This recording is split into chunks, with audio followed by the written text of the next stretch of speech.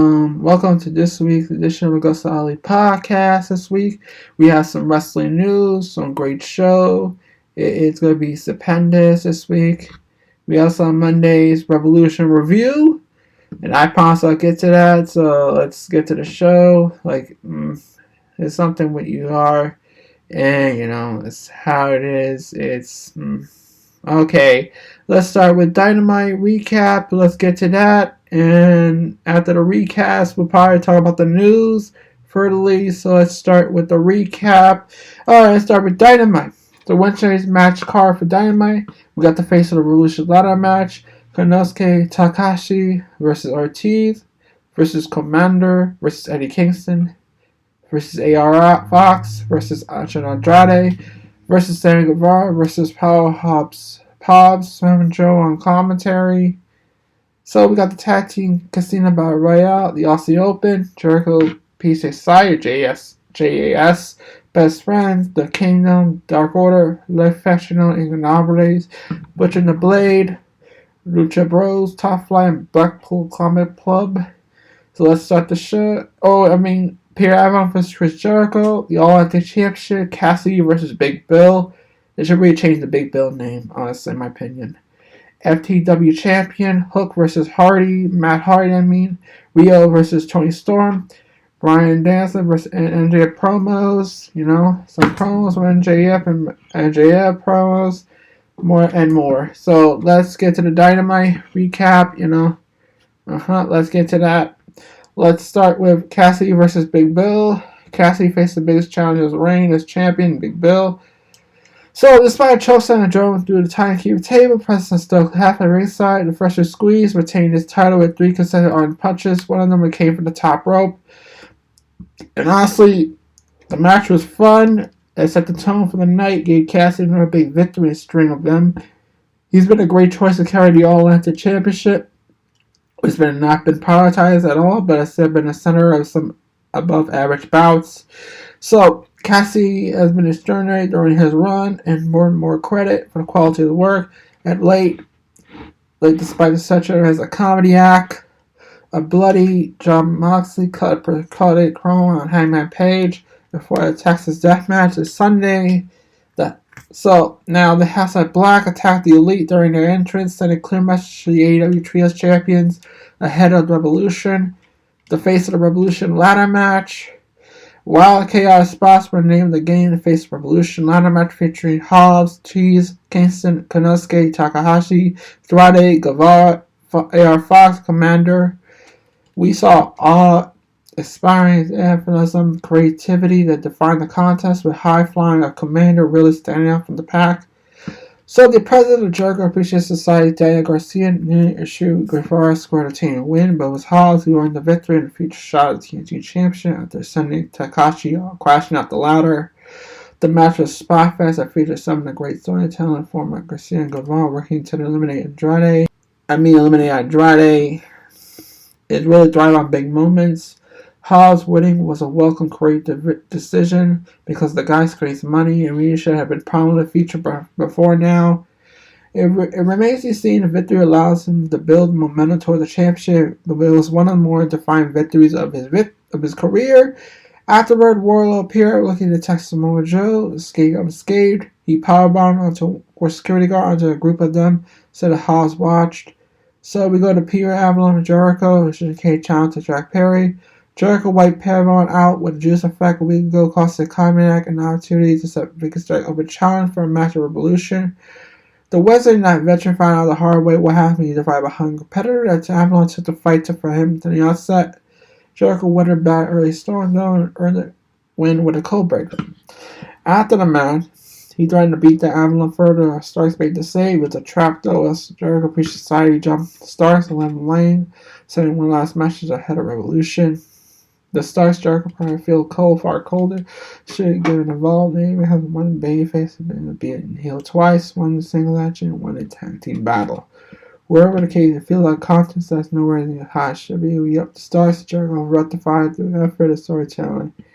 Christian Cage cut a promo at McCann when he announced Jungle Boy and Jack Perry as a champion, claiming he sees wrestling as a business, change form of pressure and fight revolution. So basically, basically, yeah, we're gonna have the fight burial matchup, something like when Perry asked for video package right out in 1995. More like WWE 1995. Well, my opinion.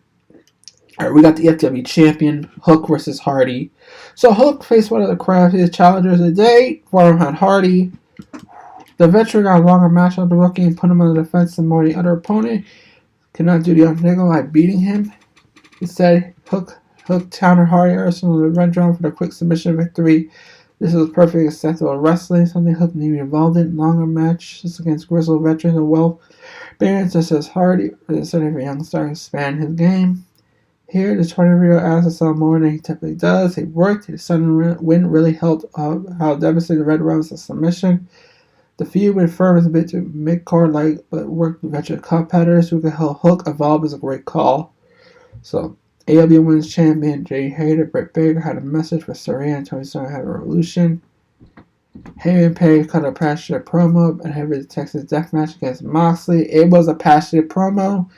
So I see Hangman going over Moxley. Or Moxley putting Hangman over. So yeah. We got the Rio versus Toni Storm. Former women's champions were up next. Rio Square versus Storm, accompanied by Saraya, and a struggle between outsiders and originals.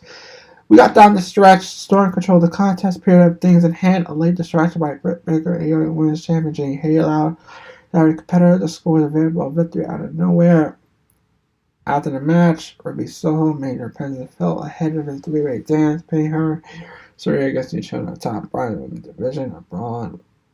All involved led to Scari's involvement. There was a surprisingly effective but busy business. Both returns in reaction to the final build for Sunday's title match.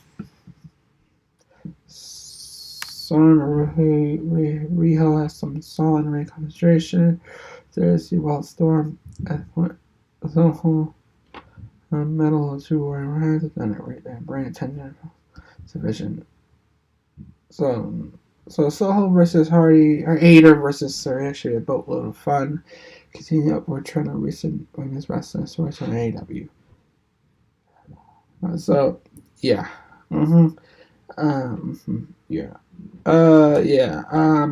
Casino Battle Tag Team Battle Royal.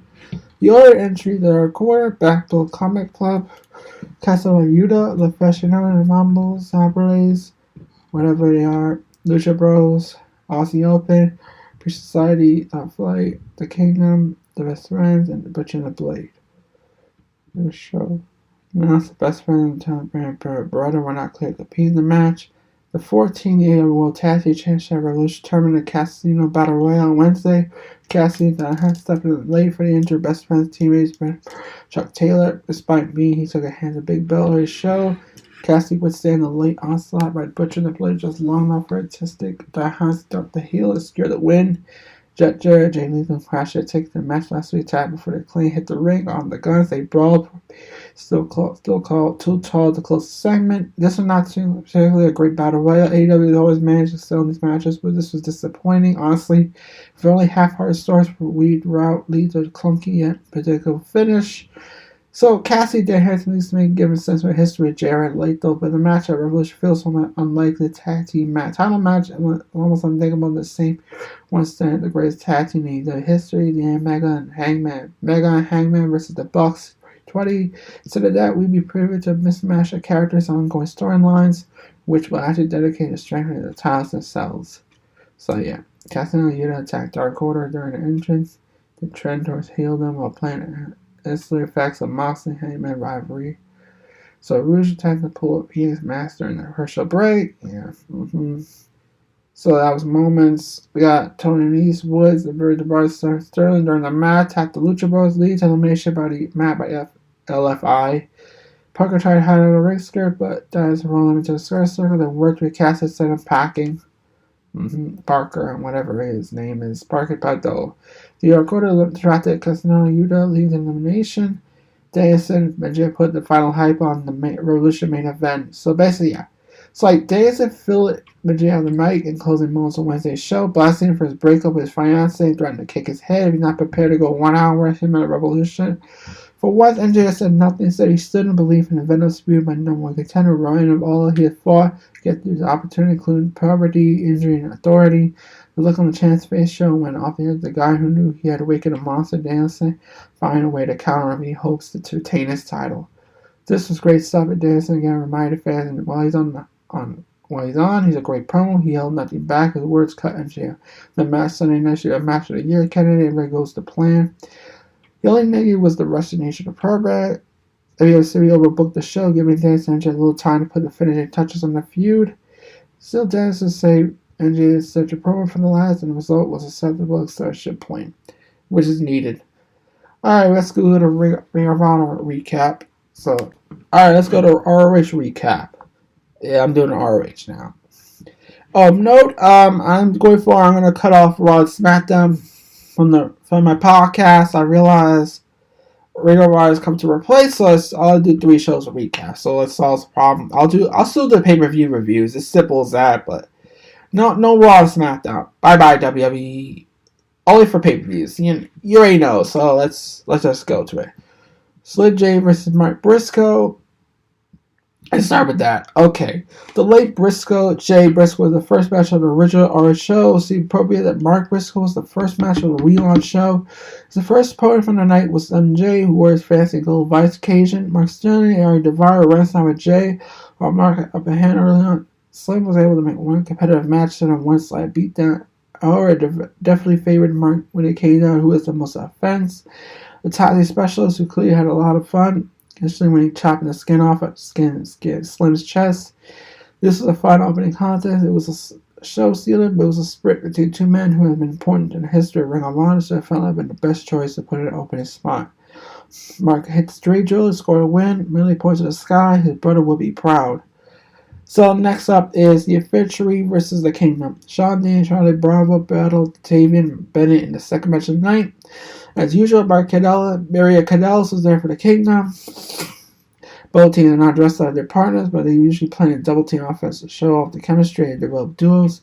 Tavian Bennett played heel, so Kanellis was help distractions here and there. However, didn't overdo it, takes folks away in reaction. The Kingdom was able to score a win with the Proton Pack. This bout was a long side, but they managed to pack a lot of time they weren't given. So, good for them. We got ZSJ versus Christian New Japan TV title. Yeah, the New Japan Pro Wrestling TV title was on the line. Third battle against Zack Jr. defending the belt against Wade Christian. It started off with a few technical exchange. They were for strikes. They were trying to wrestle each other, which were in Saber's favor. Now it's Saber on the best in the world on the map. Now the championship advantage around the time of 15 minutes. The longer match might the more in favor. Honestly, yeah. Sorry, my mic fall off, so everything is fine. Favored him.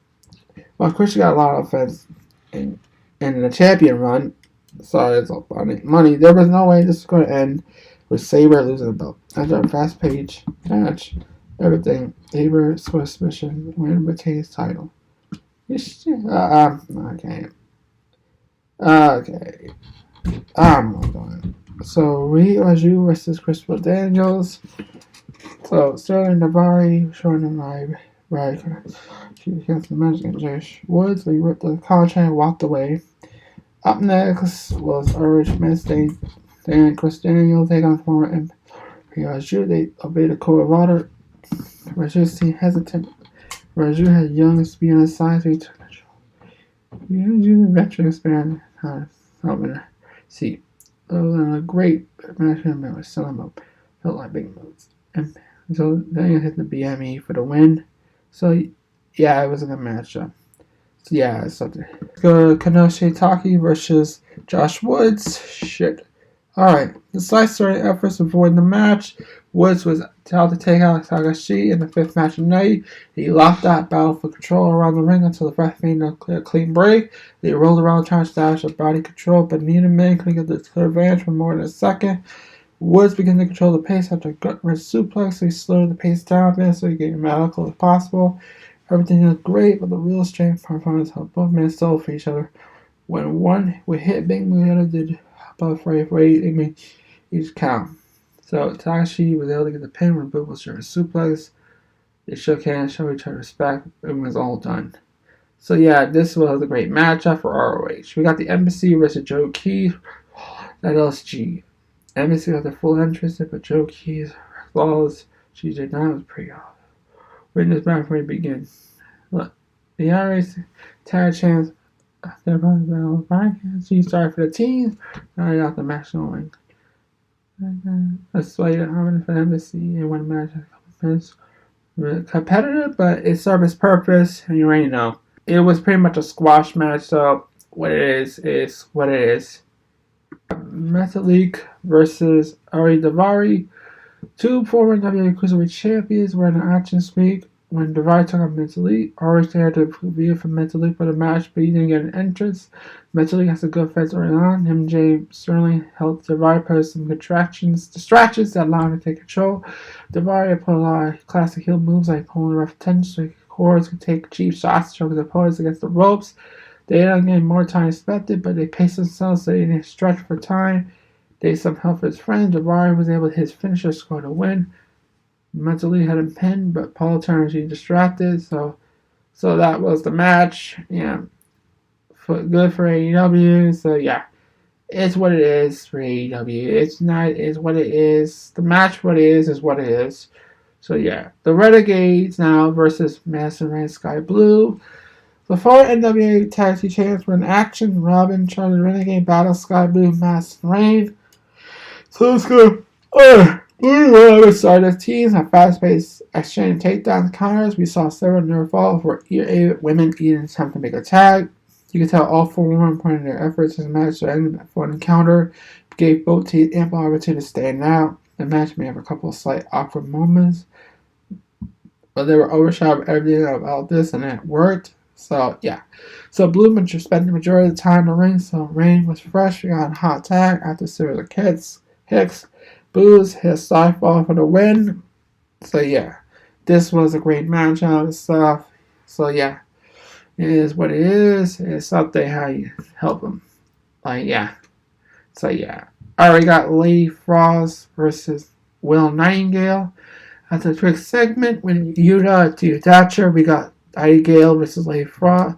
Unfortunately, Frost was not given an entrance. Will was not allowed and found early on and messed with opponent.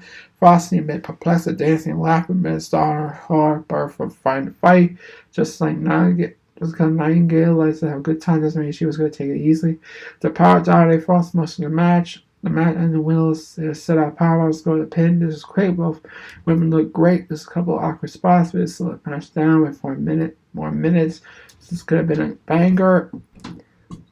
So yeah, this was a great banger. And yeah. This is what it is. Yeah. The main event is Claudia Castagnoli vs. AR Fox, ROH Championship. The main event tonight featured Claudia Castagnoli, pretty ROH World Champion, allowed against AR Fox. We have watched these two men know superhuman for different reasons. Castagnoli has unmatched power, technical ability, while Fox has strength and just speed. This may have been different styles. Both men good, and they are allowed to work together. The crowd chanted for both men during the first couple of minutes. This was no clear hero babyface. There were just two beloved competitors going at it. They had plenty of time to work. They kept the pace quick, but managed to make each other look good by selling what is appropriate. This was one of the matches to go out of your way to watch. Both guys brought their A game, produced a fantastic main event for the news episode of ROH in 2023. After the high flyer came close to winning times, the ROH Superman put him away with a uppercut. As a whole, the episode of AEW was a success. Showcase a lot of great talents, got a brand going in the right direction. Let's hope this moment can last. And in the end, Eddie Kingston showed up in the challenge, customized a match for our championship. And it was pretty much a main event. We got Castagnoli casted for ROH Supercard of Honor. So yeah, go out your way and watch Ring of Honor on TV on Honor Club. Sign up for Honor Club. You need to sign up for Honor Club. You want to watch ROH TV. So yeah. Alright, we got the 4-way tag match. We are Yuta Castagnoli versus Silver Reynolds, Aussie Over Top Flight. So basically, Castagnoli Yuta won the match when Yuta defeated Martin for the win. During the post-match, Silver Reynolds and and Yuta and Corneli Ball to the back. Honestly, this was all in our phone. After a tag match, one of the more entertaining ones on TV. I enjoyed so late. So much was done right in this match without going to overkill. Love the continuation of Dark Order Comeback Club. Major points to have Aussie Open, making another appearance in the week. If I'm not mistaken, this is the third second win for the programming. Keep it up, Tony Collins. The team started to catch on when more fans are still sleeping on them. So we got a recap from the Moxley and Hangman feud is shown. We got a rundown on Jericho versus Starks at Revolution. This is a reminder, it's going to be no JS banned at ringside, so mostly someone that is not in JS is going to interfere to help Jericho get his win against Starks, most likely. So meanwhile, we get like Jungle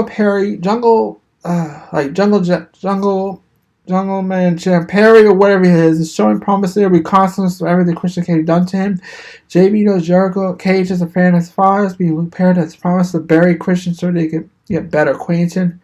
So this will be a match of the week at the pay-per-view. A Buried Alive, you already know. It's going to be Buried Alive. So it's an AEW version called Final Burial. So this is going to be a tense feud. Rio defeating Emi Sakura by a roll-up. The pace sequence is so beautiful, honestly. But honestly, you're not sure where I look. But I love to see Rio and Sakura function as a tag team scene before her revive they made where it started to build up a tag women's division.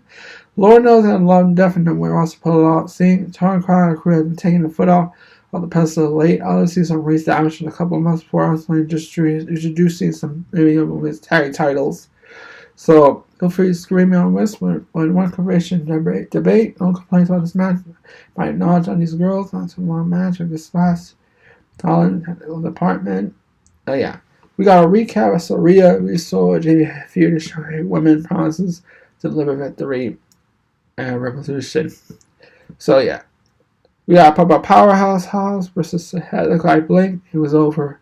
Really? It wasn't even 50 seconds. The words of Ron Simmons. Honestly, damn. Honestly, it's a squash. But hey, House was on my TV. That's all that matters. You know what I'm saying? In the post-match, Hobbs said it doesn't matter. It was Samoa Joe, Wardlow after Revolution because the next time in the book of Hobbs is TNT Championship. I'd seen Samoa Joe defeating Wardlow some hickey fashion and Hobbs winning the title from Samoa Joe. I saw that scene happening. It'll get enough for Wardlow to chase out the Hobbs. You know, the story goes on, you know. Alright, Renee Paquette's backstage. He chatted up my man Takahashi. He admits he's not happy because of his scary big wins. Maybe just needs to go back to Japan. Don Callis erupted to tell Takahashi to give him a chance to turn things around. Callis promised he'd not be able to change Takahashi's luck. He'll drive him to the airport himself. Callis told Takahashi to take it over and get back to him. Back now, as Mark Briscoe talked about how people always ask how he feels. He told here's a roar in the crowd sometimes mine. He's getting ready to wrestle. He said to remember that his brother Jay is now with the Lord. He had been appreciated Mark Sterling, Cunningham, and it was insults as a reminder of his family, Lucha Bros. They promised to settle this in the ring this weekend without leave for lawsuits. Escobar gave us a full rundown of AEW Revolution as the main event draws near. We go to our main event. Strickland, Mark Dokes versus Dustin Rhodes and Keith Lee. It was a fun tag match opener, a fun tag match closer. Parker still comes out feeling looking like odd man out, but he's coming along. He made great strides, so I check out him on YouTube shows. Dark, AEW Dark. Dustin Lee made something, but this tag team there is going to go in place. Also, I see a challenge for the title for Dustin going back to a single run to end his career properly with MJF. Yep, I'm still pushing for that one. The feud doesn't feel over between all parts. Again, pressure will continue playing on television for several weeks. It's okay. As long as I don't have to see Keith Lee in a cape and a cowl, I'm good. Then we can see Ricky Starks jumps Jericho from behind. Both men brawl. Ferocio's trying to break them apart at this episode. Much feel stronger than this week's Dynamite, I personally feel. So, yeah. So we all felt Dynamite didn't really have the big pay-per-view go-home deal. Added to the mixed battle royal matches, gimmick sparkle all night. It came out uneventful. This is our issue with live Rampage episode. A bit of something for everybody. I really can't nitpick on this one. It was a enjoyable episode. I recommend folks go all the way and check this out. Like, I'm curious the way things are heading with Takashi and might find soon to hang himself out with the lead. Doc Cal's been need something to do for a while. I don't know how I see the man get out to work because he's pretty damn good about peace. I'm starting to see Jade Cargill's and the people have not made appearances this week on AEW programming. See, she's be out of Revolution weekend. I hope that's not the case. I love to see it defend the title anyone. Maybe a certain Monday who dethrones her. So, yeah, that's what Rampage. That was the recap. Let's get to the news. Okay, let's get to the wrestling news. Vicky Guerrero reportedly set to finish off AEW soon. December 2019. Vicky Guerrero made her AEW debut as a commentator during the taping for an episode of Dark. Guerrero would later go on to serve as a manager of former AEW Women's Champ Nia Rose in 2020, before adding Andrade El Idolo and Marina Shafir to her list of clients. So apparently from the new report from Fightful Select this week, that Guerrero is expected to finish up with the company soon, as initially discovered by Grassity's Righteous Reg. Grassity and Fightful Righteous Reg learned that All Elite Wrestling manager Vicky Guerrero is set to finish up with the company, which was confirmed by other Fightful sources. However, Reg's initial report, Sean Rossap of Fightful learned that Vicky Guerrero and All Elite Wrestling spiffily agreed to not renew her contract, which is set to expire in July 2023. So, outside of her appearance on Dynamite, Rampage, both Dark Elevation, Guerrero has worked heavily on AEW Heels, while listening also helping contribute to a number of company's digital projects, including an episode of AEW Restricted, as she recorded as recently as last week. So let's close the report on Fightful. They noted that Guerrero recently claimed on Twitter that a new journey is beginning with new opportunities for her, although it's unclear yet as she was referring to her upcoming AEW departure. So yeah, Vicky Guerrero is leaving AEW. I don't think she's coming back to WWE. She's pretty much done. She's going back to her medical work or something, a new project, so it is what it is. Like, yeah, I feel sad for Vicky Guerrero leaving, but life goes on. So anyway, here comes more. Kenny Omega opens up a backstage altercation in AEW All Out between the Elite and CM Punk. So the confirmation altercation Punk and the Elite, formerly All Out, spectacle shook up the wrestling world. It led to evolving parties being suspended despite Omega and the Bucks returning to TV. Many people still theorize about what's happened to this day. We still yet see CM Punk return to AEW programming. However, the Stars suffered triceps for the last outing, which would have kept them out of 9 months, regardless of as much disputed antics in September. Of course, with most controversies, as much as now coming up publicity about what took place, the situation has never been reversed on TV aside from the Elite skirting around topic through the performance in a trios match they had in Punk's homeland of Chicago. Now, speaking with Renee Paquette in the sessions, Kenny Omega discussed the broader altercation, saying that the general public will likely never learn the finer details of the event. So honestly, it's a shame the general public are never going to know what went down, could have been prevented, how it could have been ended differently. That's how things go in the big business operation. I don't think anyone's happy or proud it didn't happen or anything like that. I think across the board, everyone think it was a terrible situation that was unnecessary. Many of the AEW roster would heard about controversy at the same time within the media. This may affect the morale across the company. Kenny Omega was keen to suggest that the atmosphere backstage must improve when Renee asked him where it cleared up. Yeah, I really do feel the atmosphere is cleared up. There was a time where I can understand confusion. So like, hey, we know this thing happening. We heard this thing happening all over the search sheets. What happened? Where it gone? What kind of sworn secrecy? We can't say anything illegally. So what's could be part like? Well, why does anyone tell us what happened when you're forced to form your own opinions? So, Kenny Omega went on to later explain how he felt that grateful no one was seriously injured directly coming out of brawl. He claimed that he and the Bum Bucks had moved on their lives while still hoping else involved happened doing well now. This is what Kenny said. It was important no one else seems to be injured. Emerging from that, I'm so thankful that we moved on from life. He says he's completely fine, doesn't dictate what he does and says. Sure, the Bucks are going to be in the same boat. So he talks about you can't speak to other parties, but they say they're doing well, and they mean that. So yeah, AEW, the Elite reigning trio champion, while the future of Punk it's going to remain unknown for now.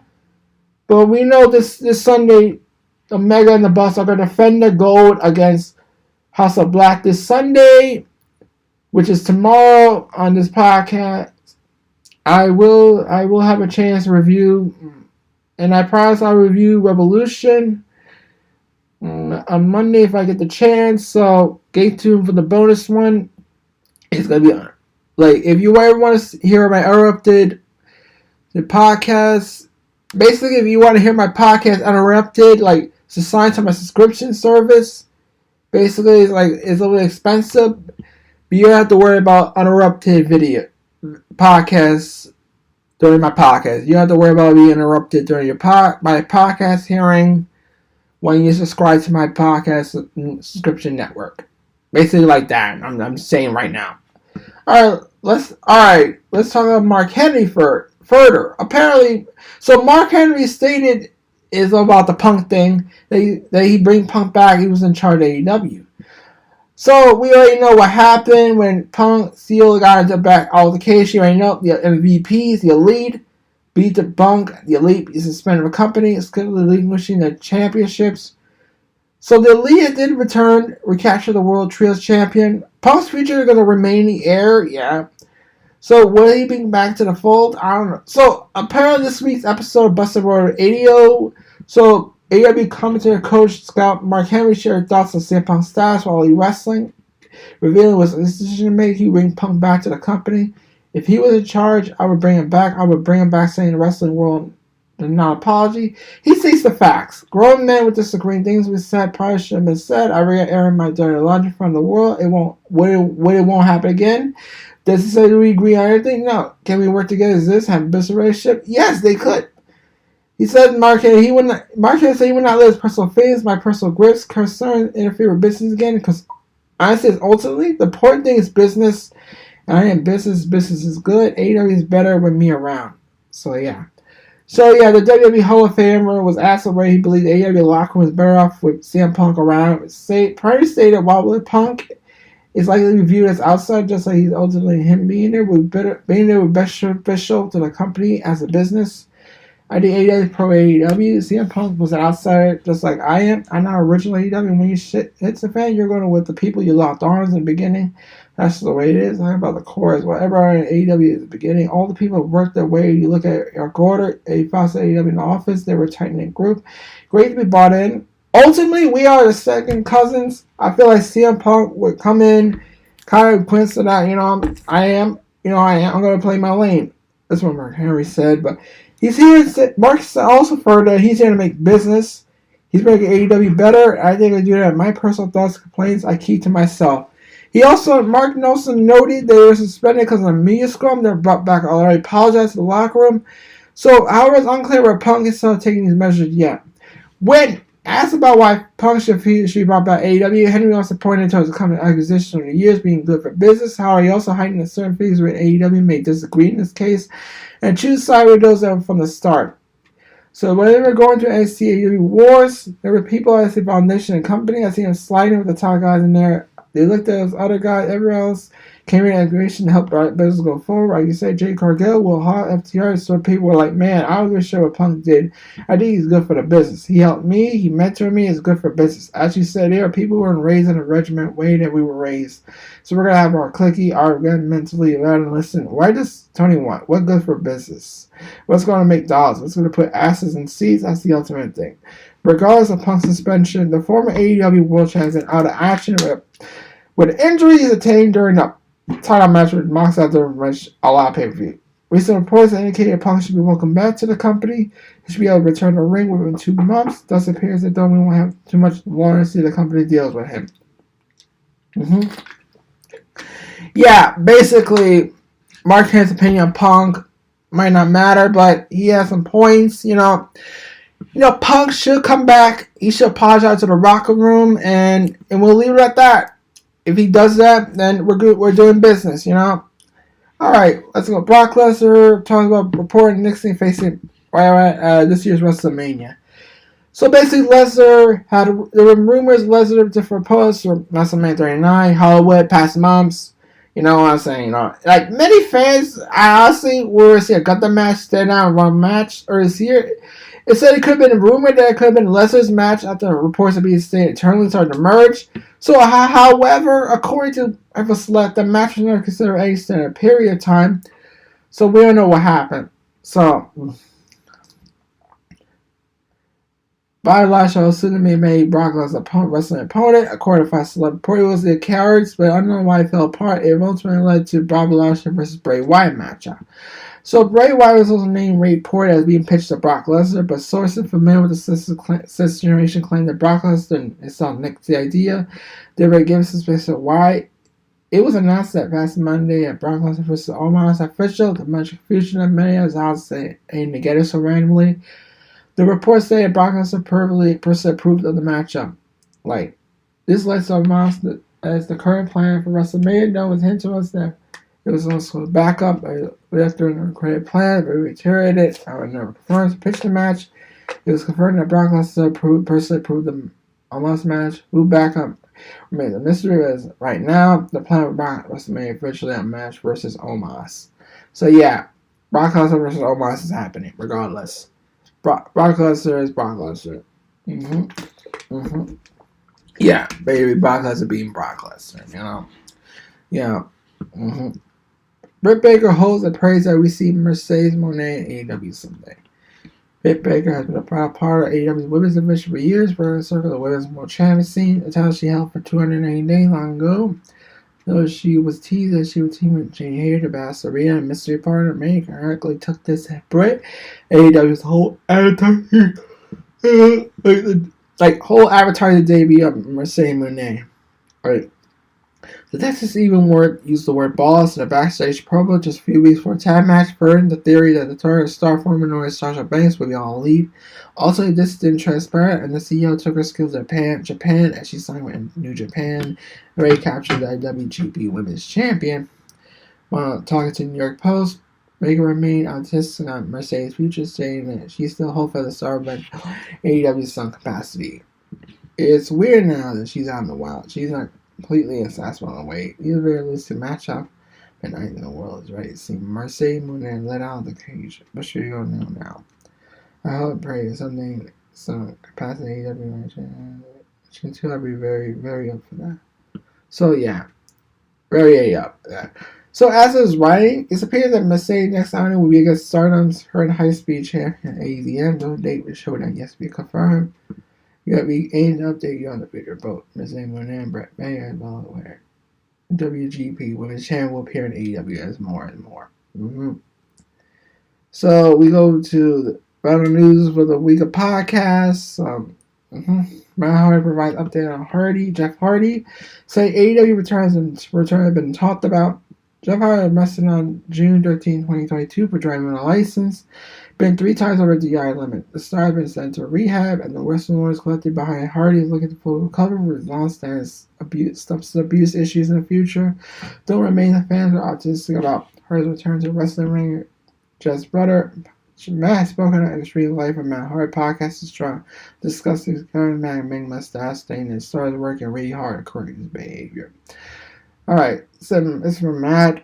So the first thing Jeff did when he got opportunity is travel to Florida, get stay 90 days, and did a extension rehabilitation stint. Really intense work on himself. Even after those 90 days, he was doing outpatient radio every week. He probably did 707 days altogether when it's said and done on treatment of himself and being there trying to rehabilitate himself, get to the bottom of this. Why do you have issues? Why are the causes? How to correct heinous. And one of the things my brother, obviously, he has so many addiction problems over the years, but never been specific to just try to work through so much committed to himself to this.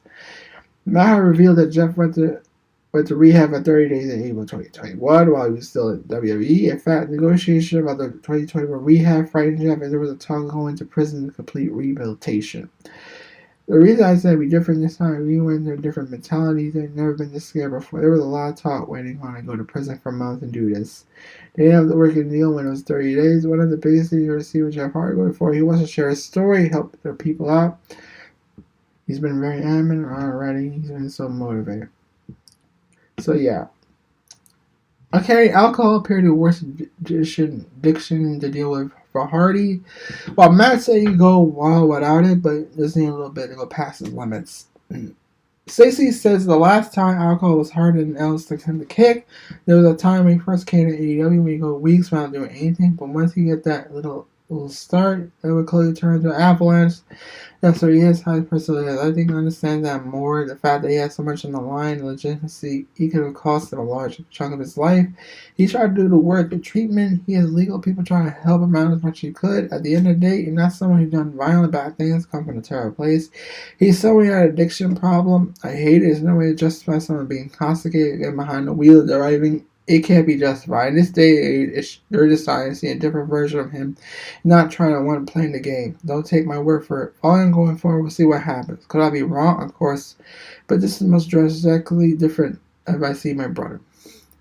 As for angering return, like in return, yeah, possible. Hardy claims that his brother comeback that AEW has been discussed. This is a large part of how complicated situation just court case all this will being resolved. He talks about how it's been talked about, what happened. Maybe he says maybe not. This it says it is something that had been talked about at this point. Shutter was like his court case is done. His show at AEW Dynamite, like yeah, duh. He might it won't happen. He talks about like if Jeff were to make a return, it would be a certain divided audience. The portion of AEW fans concerned about Jeff Hardy's wild in style, how dangerous it would have been his health. To combat this, Matt said he had previously talked to his brother about changing the way he wrestles. Yes, this is from Matt. He said, yes, he said, I already had it with him throughout the years. When I wanted to become a brother near in the beginning, I was having a conversion with him. Why I said that he could no longer jump on top rope. You're Jeff Hardy, you're a rock star. People want to see Jeff Hardy. I feel you feel so committed, passionate. You want to give him a whisper and a win. Swan time every single night. You can do these things when the time is right. Pick and choose. Be smart. You're not Jeff Hardy the wrestler anymore. You're Jeff Hardy the father, the husband, the family man. You gotta think about that. So yeah. Mara still appears on being permanent on a selling bright races. Last time he wrestled a losing effort against Hook. So yeah. It's how it is. Well, honestly, yeah. Jeff Hardy needs to like start doing high flying shit and focus on the ground game. Like keep himself healthy, you know? So yeah.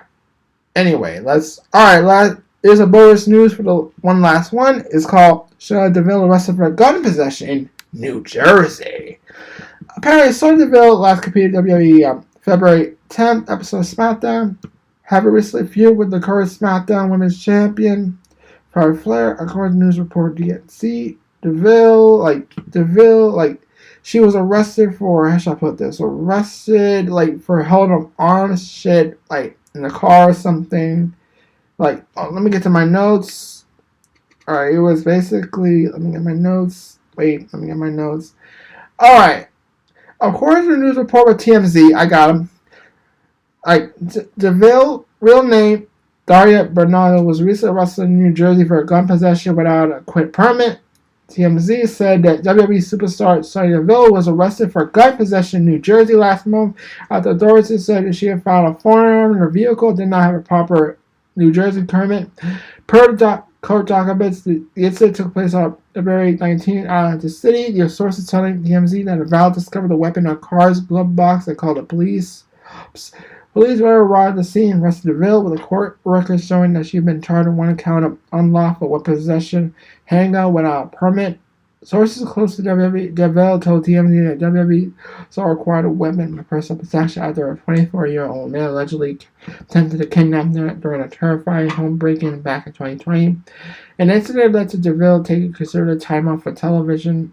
The report also notes that the gun is believed to be registered in Florida but not in New Jersey, with the 29-year due to appear in court for a hearing later this month. Fightful followed up to report saying that DeVille is currently in the process of having a case thrown out. There's a role revealing that she got help from the judge, expanding her permit at Florida to protect her from the invasion. As for WWE's response to the situation, Fightful reported there is no heat on DeVille, with those behind the scenes understand why this SmackDown superstar will feel the need to protect herself. And honestly, I don't blame her.